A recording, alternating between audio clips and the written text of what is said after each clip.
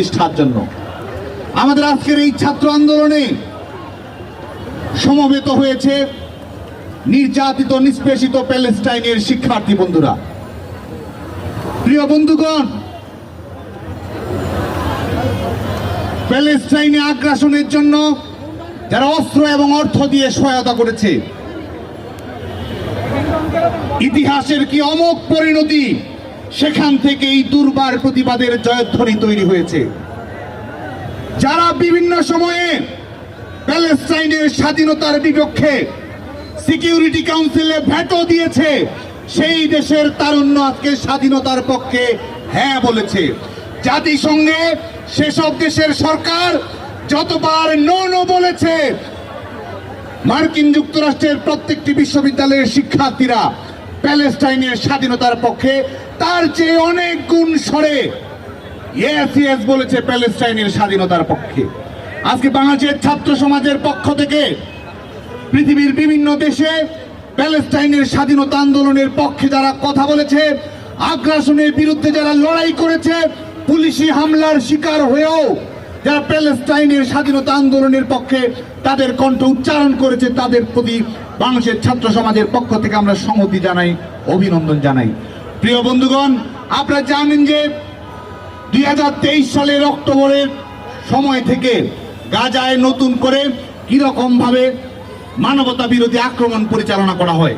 দশকের পর দশক গাজাকে যুদ্ধনগরীতে পরিণত করে এই গাজা উপত্যকা থেকে শুরু করে পুরো ফিলিস্তিনকে আজকে মৃত্যু উপত্যকায় পরিণত করা হয়েছে। সেই আন্দোলনের ধারাবাহিকতায়, ইন্তিফাদা আন্দোলনের ধারাবাহিকতায় মার্কিন যুক্তরাষ্ট্রের শিক্ষার্থীরা গত 17 এপ্রিল থেকে কলম্বিয়া বিশ্ববিদ্যালয়ে, যেই কলম্বিয়া বিশ্ববিদ্যালয় ভিয়েতনামের যুদ্ধবিরোধী আন্দোলনের সূচনা করেছিল, সেই বিশ্ববিদ্যালয়ের শিক্ষার্থীরা প্যালেস্টাইনের স্বাধীনতা, প্যালেস্টাইনে যারা আগ্রাসন চালায় তাদের প্রতি সমর্থন দান এবং মতদান বন্ধ, যেসব প্রতিষ্ঠানে মার্কিন যুক্তরাষ্ট্রের বিভিন্ন বিশ্ববিদ্যালয়গুলো তহবিল রক্ষা করার মাধ্যমে অর্থনৈতিকভাবে লাভবান হয়, কিংবা যেসব প্রতিষ্ঠান সেখানে অর্থায়নের মাধ্যমে সুযোগ সুবিধা লাভ করে, যেসব প্রতিষ্ঠানের অর্থায়ন থেকে আগ্রাসনকারী অপশক্তি তাদের আগ্রাসনের অর্থনৈতিক ভিত্তি তৈরি করে, সেসব প্রতিষ্ঠান থেকে ডোনেশন বন্ধ করার দাবিতে আজকে মার্কিন যুক্তরাষ্ট্রের বিভিন্ন বিশ্ববিদ্যালয়ের শিক্ষার্থীরা আন্দোলনরত রয়েছে। আমরা দেখেছি যারা গণতন্ত্রের মোড়ল, যারা বাক স্বাধীনতার সার্টিফিকেট দেয়, যারা বলে দেয় যে কোন দেশটি গণতান্ত্রিক, কোন দেশটি অগণতান্ত্রিক, যারা বলে কোন দেশে কম গণতন্ত্র, কোন দেশে বেশি গণতন্ত্র, যারা গণতন্ত্রের টেন্ডার নিয়েছে সারা জীবনের জন্য, যারা সব সময় ফ্রিডম অফ এক্সপ্রেশনের কথা বলে, যারা একাডেমিক ফ্রিডমের কথা বলে, যারা রাইট টু প্রটেস্টের কথা বলে, যারা পিসফুল অ্যাসেম্বলির কথা বলে, আমরা দেখেছি তাদের মুখোশ কিভাবে উন্মোচিত হয়ে গেছে। আমরা দেখেছি মার্কিন যুক্তরাষ্ট্রের 140টি বেশি বিশ্ববিদ্যালয়ে যখন আন্দোলন চলমান রয়েছে, সেখানে 2500-এর অধিক শিক্ষার্থীকে গ্রেপ্তার করা হয়েছে।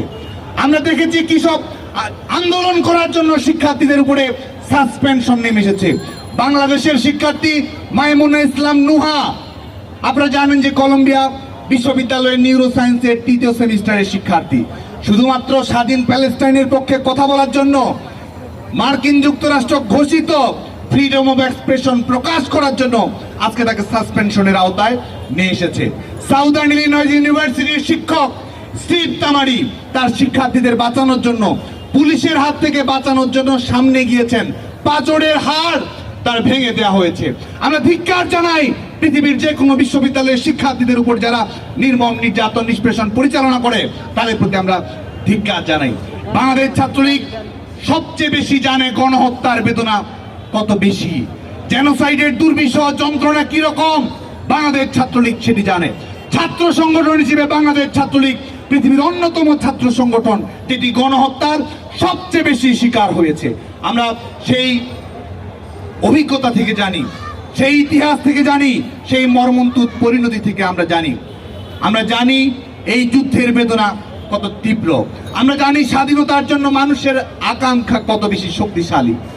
সে কারণেই আমরা মানবতা বিরোধী অপরাধের বিচারের বিরুদ্ধে আমরা দেশে আন্দোলন গড়ে তুলেছিলাম। মানবতা বিরোধী অপরাধের বিচার আমরা নিশ্চিত করতে পেরেছি। আমরা মনে করি প্যালেস্টাইন নিজের আগ্রাসন পরিচালনা করছে, স্কুলে হসপিটালে যারা আক্রমণ পরিচালনা করছে, নারী এবং শিশুদেরকে যারা নির্বিবাদে হত্যা করছে, তারাও একই সঙ্গে ওয়ার ক্রাইমের অভিযোগে তারা অভিযুক্ত, তারাও মানবতা বিরোধী অপরাধের সঙ্গে সম্পৃক্ত।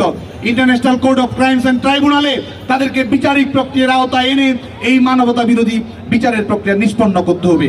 গাজায় আমরা অবিলম্বে সিজফায়ার চাই, অবিলম্বে যুদ্ধবিরতি চাই এবং জাতিসংঘ এবং আমাদের নিরাপত্তা পরিষদের জরুরি প্রস্তাবের ভিত্তিতে আগ্রাসনবাদী শক্তি প্যালেস্টাইনের মানচিত্র যতটুকু দখল করেছে, সেই দখলদার শক্তির কাছ থেকে আমরা প্যালেস্টাইনের নিরাপত্তা চাই, নিশ্চয়তা চাই, স্বাধীনতা চাই।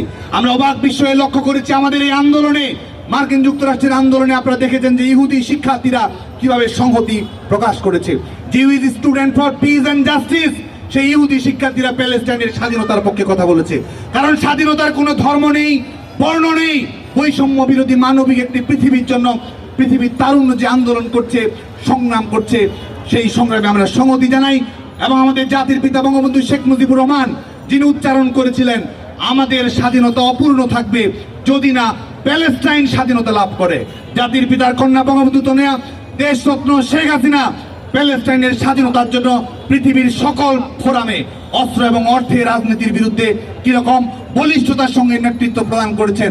আজকে যুদ্ধ বিরোধী আন্দোলনে, আজকে মানবতা প্রতিষ্ঠার আন্দোলনে, স্বাধীনতা প্রতিষ্ঠার আন্দোলনে মাননীয় প্রধানমন্ত্রী বঙ্গবন্ধু তনয়া দেশরত্ন শেখ হাসিনা গ্লোবাল আইকনে পরিণত হয়েছেন। একই সঙ্গে মানবাধিকার প্রতিষ্ঠার আন্দোলনে সত্যিকারের চ্যাম্পিয়ন হচ্ছেন বঙ্গবন্ধু তনয়া দেশরত্ন শেখ হাসিনা। বিশ্বের মোড়লদের প্রতি আমরা প্রশ্ন রাখতে চাই, কবে এটিকে গণহত্যা বলা হবে? কত হাজার বললে মানুষ বলবে তুমি শেষে, বড্ড বেশি মানুষ গেছে পানির জলে ভেসে। অবিলম্বে গাজায় সংগঠিত এই নৃশংস যুদ্ধাপরাধের বৈশ্বিক স্বীকৃতি দেওয়ার মাধ্যমে এই অপরাধের এবং নৃশংসতার বিচার করতে হবে। বাংলাদেশ ছাত্রলীগ এই স্বাধীনতা আন্দোলনের প্রতিষ্ঠাতা ছাত্র সংগঠন হিসেবে আগামীতে বিশ্বের যে কোনো দেশের নির্যাতিত নিষ্পেষিত মানুষের পাশে আমরা থাকব। আমাদের স্বাধীন বাংলা বেতার কেন্দ্রের যে গান আমাদের মুক্তি সেনাদের অনুপ্রাণিত করেছিল, মোরা একটি ফুলকে বাঁচাবো বলে যুদ্ধ করি, মোরা সারা বিশ্বের শান্তি বাঁচাতে আজকে লড়ি। পৃথিবীর যেখানে অশান্তি থাকবে, যুদ্ধ থাকবে, সহিংসতা থাকবে, আগ্রাসন থাকবে, মানবতা বিরোধী অপরাধ থাকবে, সেখানে এই শান্তি বাঁচানোর জন্য বাংলাদেশ ছাত্রলীগের নেতাকর্মীরা নৈতিকভাবে, ন্যায়সঙ্গতভাবে, আপোষহীনভাবে এবং অন্যায়কে চূড়ান্তভাবে পরাজিত না করা পর্যন্ত বাংলাদেশ ছাত্রলীগের নেতাকর্মীরা লড়াই সংগ্রাম করে যাবে। আজকে বাংলাদেশের 5 কোটি শিক্ষার্থীকে আমরা অভিনন্দন জানাই। বাংলাদেশের সকল শিক্ষা প্রতিষ্ঠানে আজকে যে সংহতি সমাবেশ হয়েছে, মার্কিন ছাত্র আন্দোলনের প্রতি সংহতি জানানো হয়েছে। রাজনৈতিকভাবে পলিটিক্যাল সিম্বলিক রিফ্লেকশন হিসেবে প্যালেস্টাইনের যে পতাকা নিয়ে শিক্ষার্থীরা নেমে এসেছে, আমাদের লাল সবুজের পতাকার পাশাপাশি বাংলাদেশের ছাত্র সমাজকে বাংলাদেশ ছাত্রলীগের পক্ষ থেকে আমরা আবারও অভিনন্দন জানাই। এবং এই পর্যায়ে আজকে পৃথিবীর বিভিন্ন দেশে, বিশেষ করে মার্কিন যুক্তরাষ্ট্র থেকে শুরু হওয়া আন্দোলন পরবর্তীতে ইউরোপের অনেকটি দেশে, গতকালকেও জার্মানি, সুইজারল্যান্ডের অনেকগুলো বিশ্ববিদ্যালয়ে যে আন্দোলন ছড়িয়ে পড়েছে, সেই আন্দোলনে বাংলাদেশ ছাত্রলীগের পক্ষ থেকে যে আনুষ্ঠানিক সংহতি, সেই আটলান্টিক টাইডের প্রতি, কলম্বিয়া টাইডের প্রতি বাংলাদেশের ছাত্র সমাজের যে ভাষা রয়েছে, যে উচ্চারণ রয়েছে, সেই উচ্চারণ আনুষ্ঠানিকভাবে পড়ছি।